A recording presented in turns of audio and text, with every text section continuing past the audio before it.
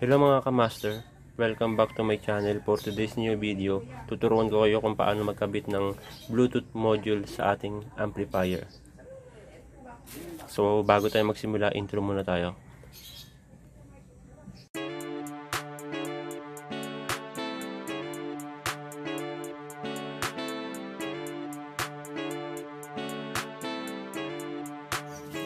Okay, so ito yung ating module. Nabili ko lang ito ng 160 sa Shopee. So ito yung ating module. So yung mga kailangan pa natin, RCA audio cable. So yan. So yung gagawin natin sa kahit anong ampli, pwede natin ito gamitin.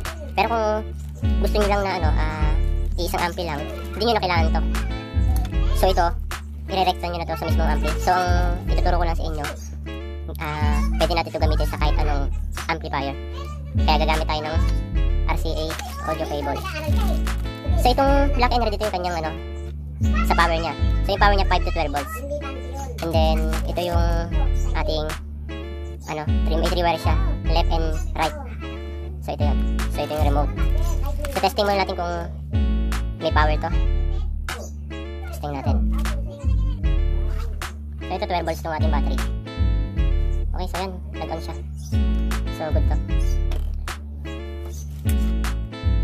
So dito tayo sa RCA cable, puputulin natin itong dulo. So kailangan natin dito 3 wire. So putulin natin to.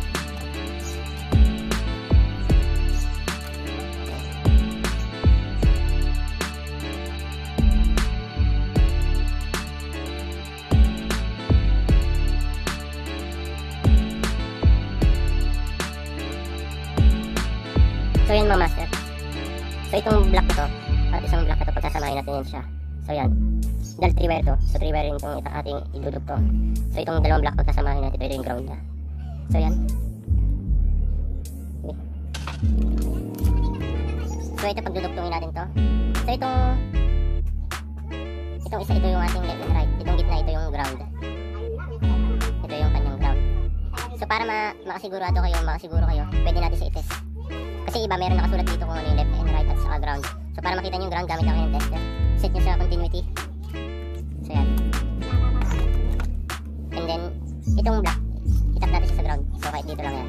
And then itap natin siya dito sa 3 wire na to. So yan, ito yung left, ito yung right. So yan, walang tunog. Itong gitna, ito yung ground yan. Ito yung tumunog. So ito yung ating ground gitna. Yung left and right, yan yung So yan, dito natin sila ikakabit.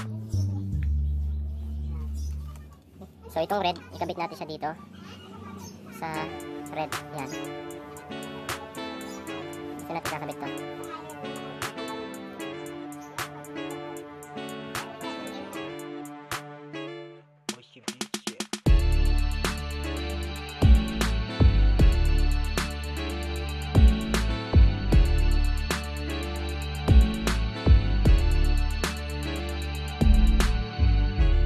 So yan, dikit mo natin yung kanyang red and red.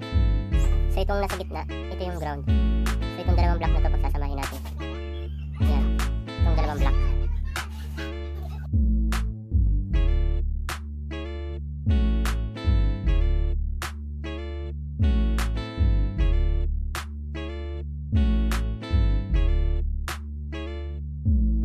So yan, nadikit ko na yung block dito sa ating gitna. Yung gitna nito. And then itong red and white, diyan natin kukunik itong blue.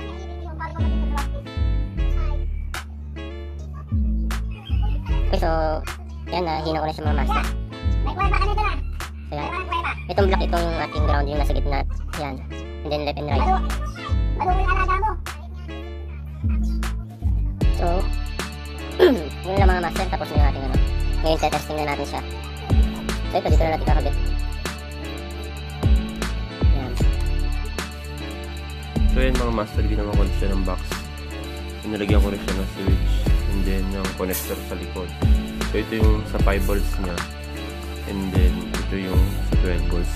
Kasi itong ating supply 5 to 12 volts to. Yan. So ito yung ating RCA. Yan. Ito yun, yung kaninang pinutol natin. So ito yung ating isasaksak sa ampli. So testing na natin.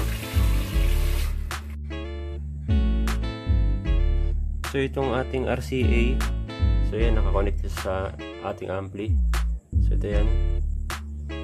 And yung kanyang supply naka-connect sa charger, 5 volts lang. So try na natin. I-on natin itong Bluetooth. And then itong ampli. Try natin ngayon i-connect sa phone yung ating Bluetooth. Okay, so yan, connected na siya. Mag-play tayo ng kanta. So yan.